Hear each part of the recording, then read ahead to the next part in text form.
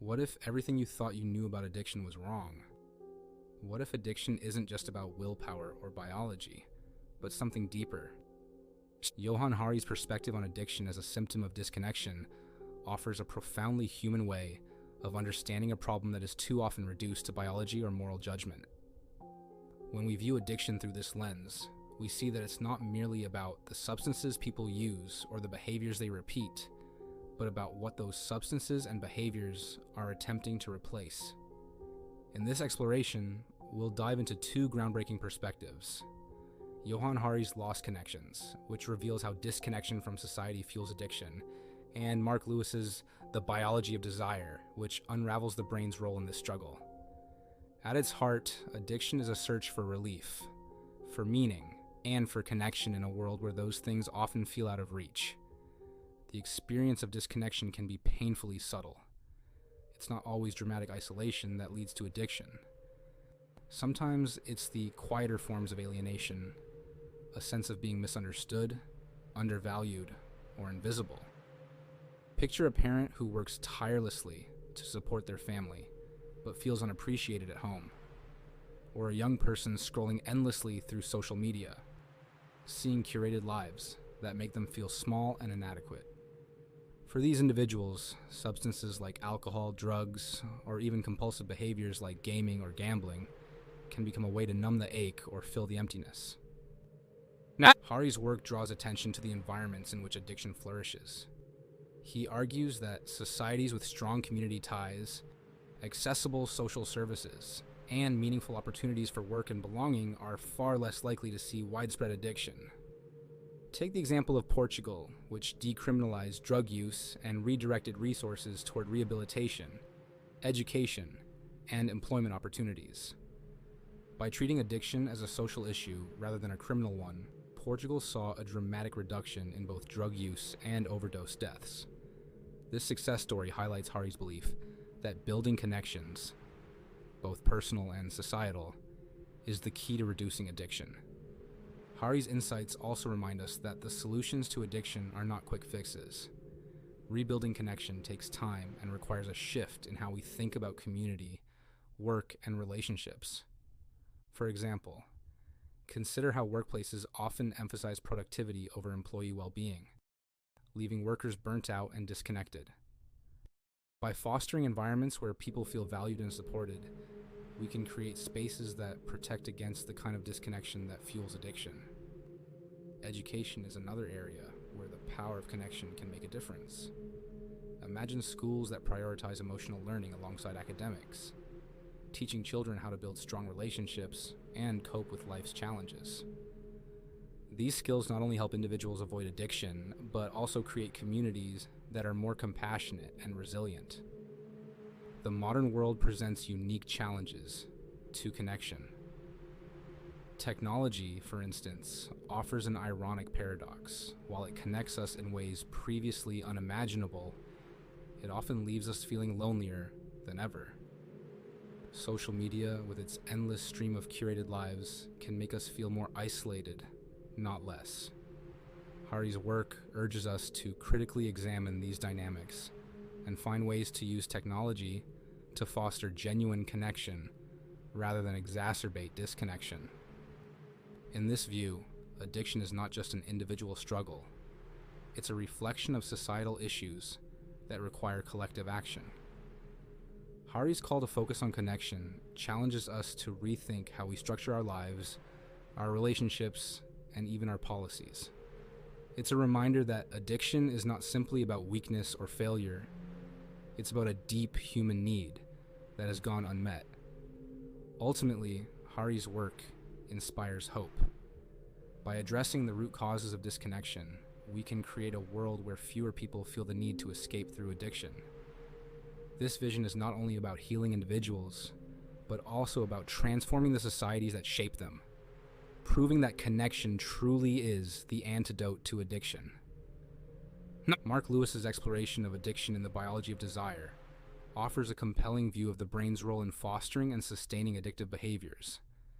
By framing addiction as a learning process, Lewis shifts the focus away from moral judgments or simplistic ideas of self-control, and instead highlights the biological and psychological processes that make addiction such a formidable challenge.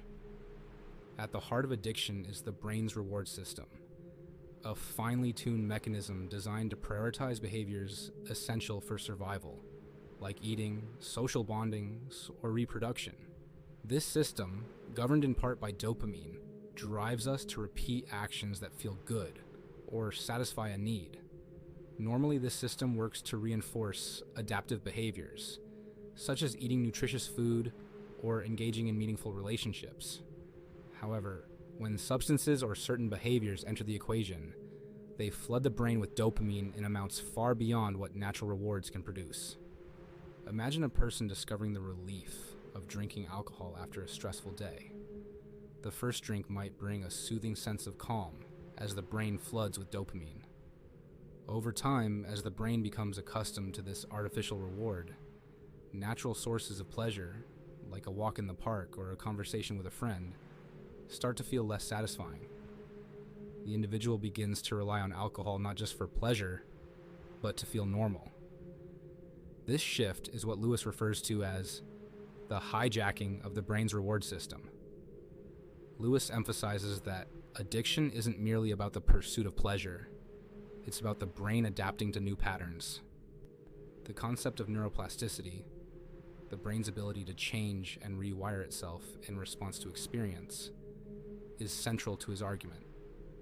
In the context of addiction, neuroplasticity becomes a double-edged sword.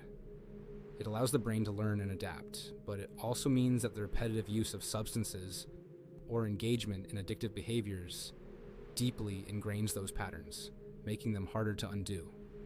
Consider someone addicted to gambling. Each win, no matter how small, triggers a surge of dopamine, creating a powerful association between gambling and reward. Over time, the anticipation of a win becomes as rewarding as the win itself. This explains why an individual might keep playing despite mounting losses. The brain has been conditioned to crave the dopamine spike, even in the face of negative consequences. Another critical aspect of Lewis's work is his focus on the brain's response to withdrawal. When the artificial dopamine highs of addictive substances or behaviors are removed, the brain struggles to regain balance. This imbalance creates intense cravings and discomfort, further driving the cycle of addiction. It's not just a matter of wanting the substance, it's about needing it to avoid the pain of withdrawal. Lewis's personal experience as a former addict adds depth and empathy to his scientific insights. He describes the overwhelming sense of being trapped, where every decision feels like a step deeper into the spiral. Yet he also emphasizes that recovery is possible, thanks to the same neuroplasticity that sustains addiction. The brain can learn new patterns, and with time, effort, and support, those patterns can replace the destructive ones. For instance, someone recovering from addiction to opioids might initially find joy and relief elusive, but through therapy, supportive relationships, and alternative activities, like exercise, art, or mindfulness, the brain begins to form new associations. The dopamine system, though damaged, is not irreparable. Over time, these healthier patterns can take root, replacing the old ones and offering a new path to fulfillment. Lewis also challenges the stigma around addiction, arguing that it's not a failure of character, but a natural response to specific conditions and stimuli. By understanding the brain's role, we can approach addiction with greater compassion and effectiveness. This perspective shifts the narrative from blame to healing, focusing on the underlying mechanisms that drive addiction and the tools needed to overcome it. Ultimately, Lewis's work reveals that addiction is a deeply human experience, rooted in the very mechanisms that make us adaptable and capable of growth. It's a reminder that while the brain may be ensnared by addiction, it also holds the potential for recovery and renewal. By harnessing the brain's capacity for change, we can not only break the cycles of addiction, but also foster resilience and hope. The intersection of Johann Hari's and Marc Lewis's work creates a nuanced and compassionate framework for understanding addiction. Hari's exploration of the societal and emotional roots of addiction and Lewis's detailed account of the brain's role in addictive behaviors don't contradict each other. Instead, they weave together into a richer, more holistic narrative. Their perspectives illuminate addiction as a dynamic interplay between external forces and internal mechanisms, calling for a multifaceted approach to treatment and prevention. Imagine the journey of someone striving to recover from addiction. They might start with addressing the biological grip of addiction, seeking medical treatment, detox programs, or therapy to manage the withdrawal symptoms and cravings that Marc Lewis describes in detail. These steps are essential because the brain's reward system, having been rewired by the addiction, doesn't revert overnight. The person may need to retrain their brain to find joy and motivation in natural, healthier rewards, a process that requires patience, support, and professional guidance. Yet recovery cannot happen in a vacuum. As Johann Hari argues, addiction thrives in environments of isolation, alienation, and disconnection. Imagine that same individual stepping out of a treatment program, only to return to a life devoid of meaningful relationships, purpose, or community. Without addressing these underlying social and emotional deficits, the risk of relapse remains high. This is where Hari's insights become invaluable. Rebuilding connections to friends, family, and a broader social network provides not only a safety net, but also a source of fulfillment that can replace the allure of addictive substances or behaviors.